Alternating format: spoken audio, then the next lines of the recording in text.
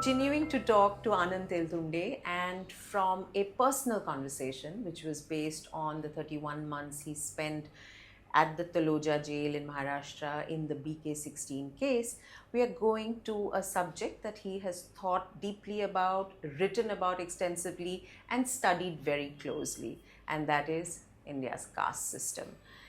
This is the other book that we are going to talk about, the Caste Con Census. It's a clever play on words, and the idea is that the caste census that is expected to be conducted with the next population census is a big con, and that is, as you can imagine, a very controversial statement to make. Why, when finally all parties, including the ruling party, the BJP, which is in government at the center, has accepted that it will do a caste census, why are you calling it a con? The very fact that BJP, which vehemently opposed the idea until 24, suddenly makes a volte-face, and in March, within few months, takes a decision to include caste census in a general census. So that there must be something fishy about it. People, when the con comes there itself. BJP does not do anything which is not useful to it, not aligned to its power game, electoral politics. So there must be something about it. Of course, now there are certain kinds of clues, you know, why it did so. 21, it stands that it gave an affidavit to the Supreme Court that that is their policy decision not to include castes in census. Okay. And their 24 election, again, it is public knowledge that Modi went around campaigning that this idea is an urban Naxal idea. Okay, to that extent he went and repeatedly said so. And what makes him take a sort of somersault? There are certain clues in 24 election data, if you analyze that the upper layer of OBC, which is relatively educated and something like something mobility oriented. So they were actually drifting away from BJP. And this is despite being the BJP's big political support base. That's right, because OBC has been the support base. And 24 election, BJP almost lost power. Yeah. Okay. Yeah, it became a minority government. It lost almost power. Unless if this Nitish Kumar and Chandrababu Naidu had not come to his rescue, they had lost power at the center. So whatever would have happened. So this happened, and there was a need to sort of consolidate the lower base of thing. There was a demand that there was something like a tacit kind of offer to them that they, with caste census, they would get their dues. Okay, so this kind of thing. Second thing was, of course, the Bihar election. You know, with Nitish Kumar as an ally and Nitish Kumar associated with Bihar kind of caste survey. Yes. Okay, that was quite public. So it would have been quite embarrassing, and it would not have sold in public. And this is not; these are clues, but this is not enough. BJP is not that kind of party unless it is something very oriented toward achieving their ultimate goal, and that goal has been to abolish the caste-based reservations. Yeah. So that also could be accomplished through this caste census, because now probably while writing the book it was not so public, but there subsequently now this Sudha Murthy, Narayan Murthy like people came out, you know, they would not participate and they are against caste census. So all these kinds of upper caste people would actually not participate. You cannot compel them. Even they went to court, and court also said the same thing. Like, nobody can be compelled to reveal their caste or other details. So what would happen, what is likely to happen is that the advantage of the upper caste would be understated. If you get, meaning there is so much of a skewed kind of distribution of wealth. Right. Few people even do not participate. The rest of the people, it would drastically reduce. And the upper caste, so-called upper caste, also would be shown as similarly backward. Your rejection of the caste census comes from your distrust of the BJP and what they will use the caste census to achieve. You have written in this book, so I am quoting you, and said that if the BJP chooses, it will not lose a single election. It can lose an election only if it chooses to lose an election. You have said that is the way the BJP has organized the institutions and the electoral process in this country. Yes. Right? Yeah. Why do they need to, who are they trying to please by doing the caste census? Yeah. So that actually answers the question itself, because BJP is not only pinning on winning election. Their intention must be far longer, long term. And that's what I said, that they, with this kind of census, they actually come closer to construct a narrative that caste-based reservations have not worked and they could be abolished. And the real backwardness actually remains in the economic terms, and that is taken as they have already seeded the EWS model. The 10% EWS economically model. weaker section reservation. Okay. So in course which is actually an upper caste reservation, isn't it? That's right. That is the upper caste reservation. But that kind of model, that is just a seeding, BJP needs to be read very carefully. They have a long-term goal and they are not losing sight of it, none of it. The RSS, whatever they inherit from RSS, their long-term goal has been to abolish caste-based system, caste-based reservation system. So that actually, this caste census will come handy in.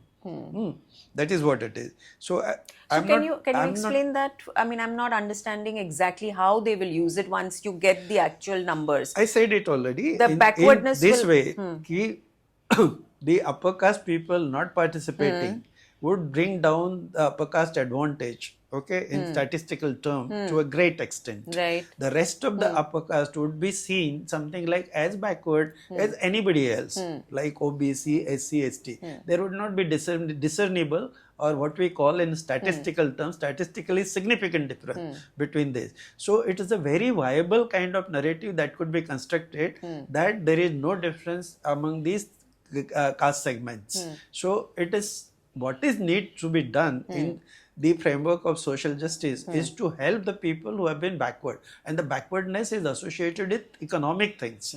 So the caste-based system, anyway, there are so many things like not everybody is happy with caste-based system. The reserve people also saying that no, we are not getting the dues, etc., etc. Yeah. So all these kinds of things could be sort of narrativized to ultimately do away with the caste-based system and strengthen the EWS.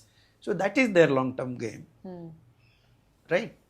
And that will therefore dilute or perhaps even extinguish the kind of affirmative action that caste-based reservations were offering the SC, ST and even the OBCs eventually. Of course, that is what I'm saying. Yeah. That is what I'm saying. Which is about generational and historic discrimination. So that they see what is likely to be coming out of caste census. What is going to come out? Because the reserved castes, like SC, ST, and they have been actually enumerated. Whatever listing has been there, in the Scheduled Caste Order 1950. So those castes have been enumerated in every census. So it is a question of only OBC and upper caste.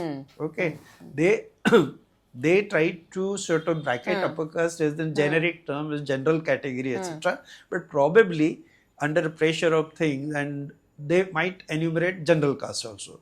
So even if you go to that extent that they really honestly enumerate general caste, this is going to happen, because general caste, the upper layer of that is not going to participate. So a single Ambani could be sort of equivalent to something like a crore of people, more than that. Yeah. So the rest of the general caste, their kind of so-called upperness would be dampened. They would also look like see, and that then becomes people the don't understand that there is no caste which is homogeneous.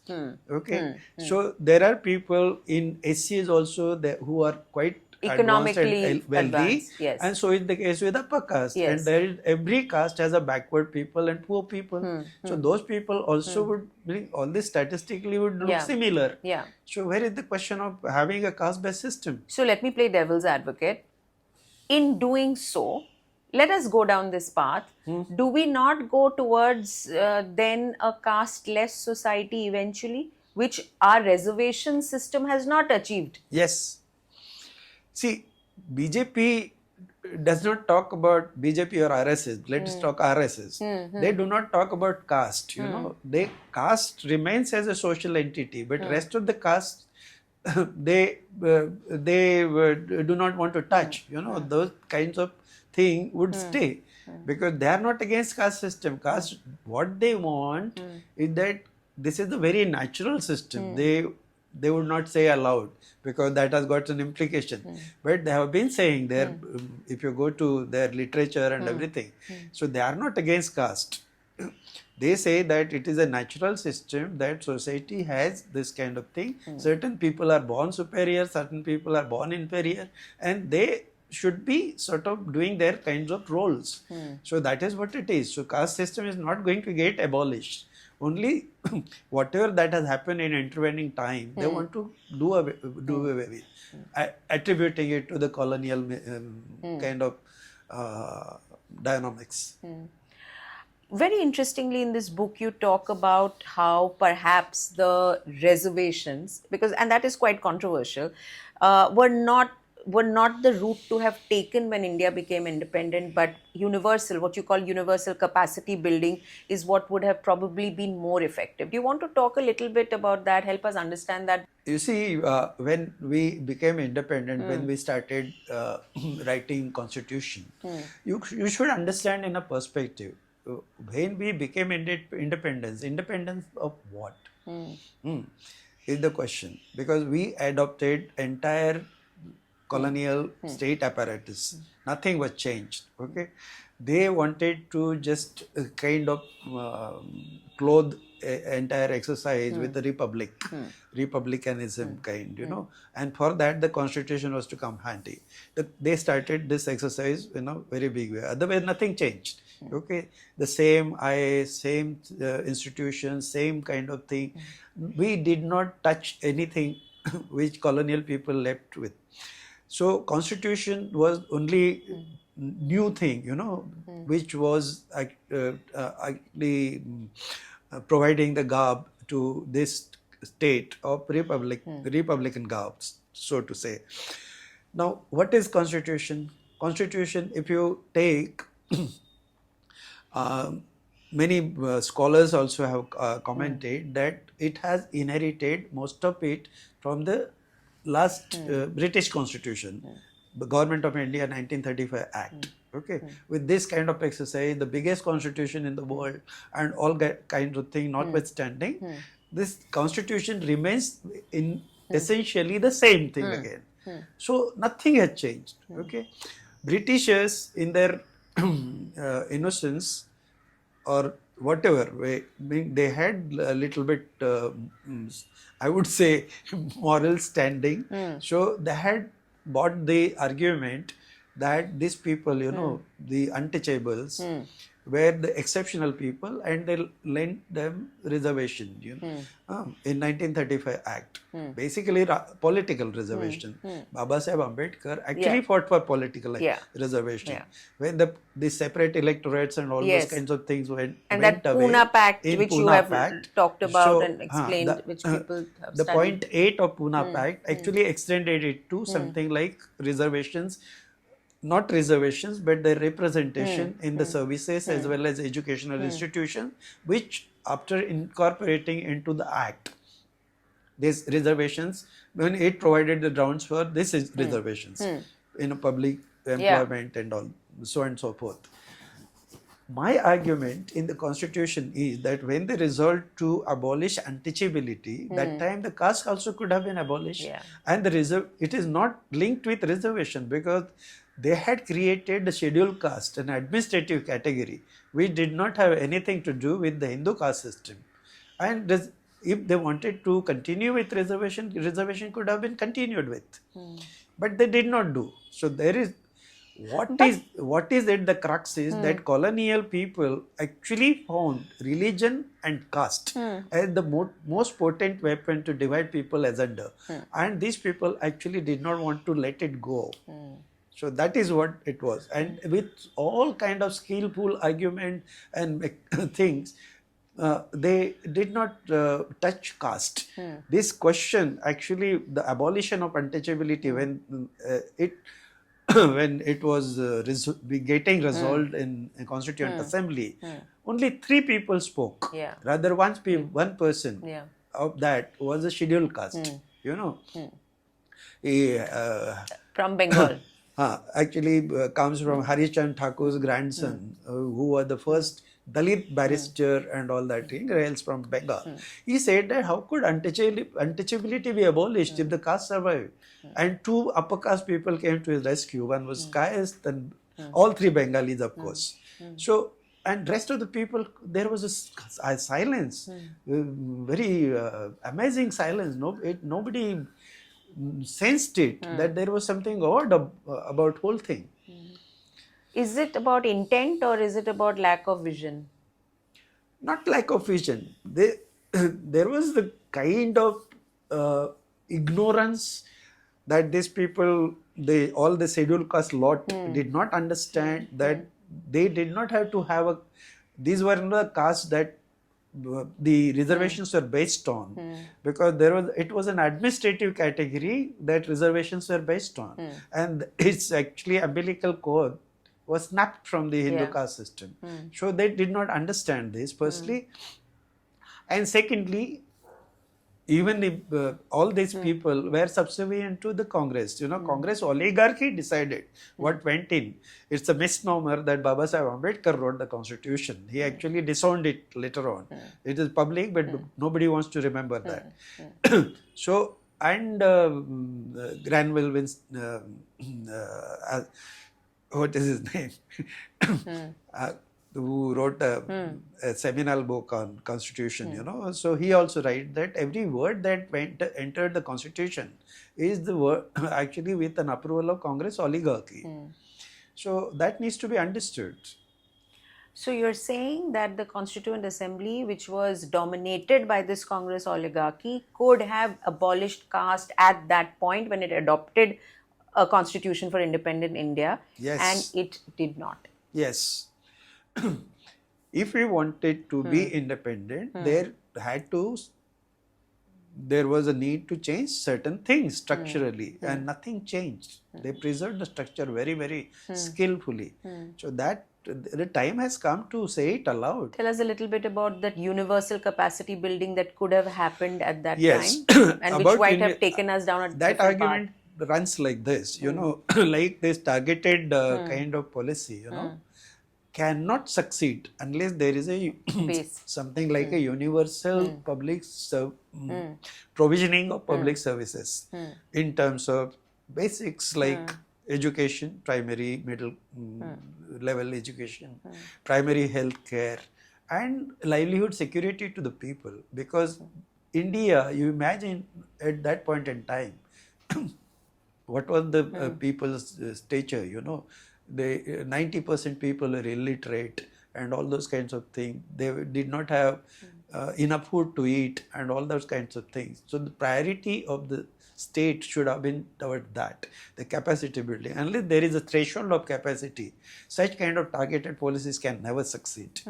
There are success examples. You don't have to sort of imagine. There is a lot of data, historical data, that how the advanced countries have managed themselves. There is no country where the targeted kind of system is operated where such kind of basic provisioning has not been there. This is the prerequisite, and nobody utters about that. Nobody utters about the devastation that neoliberal policies have caused here, and because of that the caste census kind of demand comes up. Nobody wants to utter that, and such a superfluousness is there in the intellectual realm. And by that you mean that this clamor that everybody is now showing, which is to be part of a caste which gets some kind of benefit through reservations, which is why a lot of castes want to be in OBC today, right? That is the way to get some reservation benefit. Are you saying that this is because of the fact that opportunities, whether it's education, whether it's employment, those are dwindling, and that's what you're connecting to the neoliberal policies? Is that the connection? Yeah. Actually, the genesis of caste census, where does it come from? It actually because of the neoliberal devastation. The rule, there have been demands for reservation by rural dominant castes. Okay, there is something like Patidar in Gujarat, or Marathas here, or Jats or Kapus. Everywhere you will see similar kind of pattern coming in. Why? Because these people earlier used to have control on land, local politics, and access to state resources. But neoliberal policies, actually so many things happened, like withdrawal of subsidies, then their output actually got into something like a volatile market, market got globalized. So there they, and then there was something like a climate stress also on agriculture. So whatever advantage that they inherited or enjoyed in earlier times have been dwindled, going away. Now, neoliberalism actually privileges the urban capital, urban middle class kind of service elites. Yes. Again, they are left out. To which we belong. They do not have any value. They started sort of feeling relative deprivation. So there is nothing than the fall back on the caste networks. So therefrom it started something like we also need reservations. Because in between they started sending their children etc. to schools and colleges etc. I had to just face joblessness, because again in neoliberalism there has been jobless growth. So the elasticity, GDP elasticity of employment has been drastically reducing. So both ways they faced the heat there, and they started demanding now as a saving kind of survival strategy, something like reservation. That demand came, and from the bottom the reserved caste also started clamoring for subcategorization. These are actually twin reaction to the same problem of neoliberal devastation, isn't it? Which actually dismantle complete public goods, concentrated wealth, and force the groups to actually rely on caste as a survival strategy. You also put forward a very provocative thought here, which is that you can have why are we looking at that 50% reservation cap that the Supreme Court judgment has made like a kind of watershed? I think you also say that why doesn't the upper caste get reservation, right? So it's quite a polemical book. It's quite provocative. You make all these, you put forward these theories. You want to just talk about these two? You see, now it should occur to anyone for that matter. Why talk? Because if you really take, you don't need a caste census for that. Okay, there is no fool around who is not seeing this reality, that there are only about 15% upper caste. Okay, rest of the people are just could be non-upper caste. Okay, the reservation is spoken for them. Now, why not actually reserved only 15%? Because they have inherited the dominance in every institution everywhere. So gradually actually focus on them, and their share in all these kinds of power could be reduced gradually. Just hold the 15% reservation for them, and gradually try to reduce them there and bring it on par to others. But they would never do that, never speak about that, because there is no caste there. They want to create a turbulence, caste turbulence, and keep people divided and indulge in internecine kind of squabbles. So that is their intention. The caste serves the purpose of that kind of thing in political management. So in 2026, as we know, this caste census will be held with the population census. Where does India go? Where is the path, route to any post-caste, annihilation of caste, caste-less society? How far is that destination? It seems like we can't even see, we don't even know where that destination is. This is what people should have thought, but a surprising thing that in 1.4 billion people, probably I am the only odd man out speaking like this. Okay, that is so painful. Very well-meaning people also have been supporting and have been gaga about caste census, not knowing that caste census is not a neutral kind of exercise. They ought to understand, I mean, my sincere request to many of my friends in that camp is that they ought to understand it's not a neutral revealing of something like social reality. It's an administrative presentation of that reality. Okay, there is a difference between two. There's such a subtle difference. You see, how do you survey caste? Little bit, I may be different in training from them, in sense that I am the only person in this discourse who knows data. Yeah. Okay, so that advantage apart, I could sort of explain that how does the survey takes place. There are steps, okay, from conceptual design. Then you actually construct a questionnaire. Then you select and train the enumerator. Yeah. Then they go to field and enumerate. Then you code and digitize thing and do internal audit. Then you kind of report structuring. Then you actually release it to public. And then you do the policy translation. Broadly, something like these 7, 8, 9 steps are there.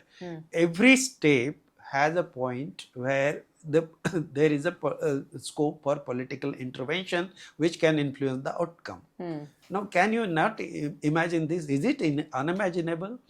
And these people actually take for granted that the BJP party in a saddle actually will present their data as a true form. So it's not going to happen anyway. Even it's not a BJP. BJP is of a different kind. Class apart. But even a normal party, like any other party, even the Mandalite party, in saddle would do the same thing. It is not a neutral exercise. Firstly, they need to understand that it is not. People are coming out with an argument. Okay, unless there is a data or we see the situation. Is it kind of unimaginable thing to see the reality of India? But there are many things. If you do much data is there as to what caste census entails. In British time, caste census has totally kind of changed the profile of the society. Okay, so such kind of thing, because it would rigidify the caste boundaries.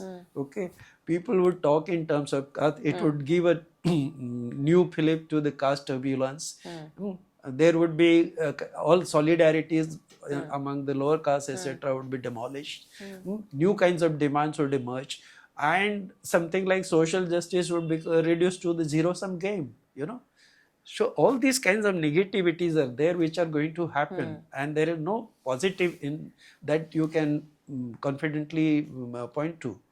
So if you don't have the caste census, what do you recommend? That things continue the way they are right now? My point, Goal we want. Unless somebody presses me to make a choice, either I am for or against caste census, I am against. Okay, but in my book I said that I am skeptic about whole exercise. Okay, and for these reasons, and I have given array of reasons there. So this is my stand. Okay. I want to sensitize to the people that there are many things that they are getting astray. Firstly, they need to understand what the genesis of whole thing. Then even the reservations that are in many extent reservations have not succeeded. They Yeah. have, Yes. I have illustrated there that even for taking a very, very core reservation which was meant for scheduled caste also has not achieved its goal. And I have explained it why. So they should rethink entire the social justice gamut. It has been sort of a game or For politicians. Politicians that they have been playing. And they should rather sort of come back and think of this universal provisioning, because they have missed out. And something like instead of that, they started sort of clamoring on reservations, etc., which has been a folly. So unless people are provided with these kinds of things like education, healthcare, it should not be any negotiable things. These are people's right and they should be given. And if needed, thereafter, you think of reservation. Clearly, this is not a popular argument. What is the response that you have received to this? I told you several times. Yeah, that you're not looking to be popular. I understand. I am not contesting elections, so I don't have to be popular.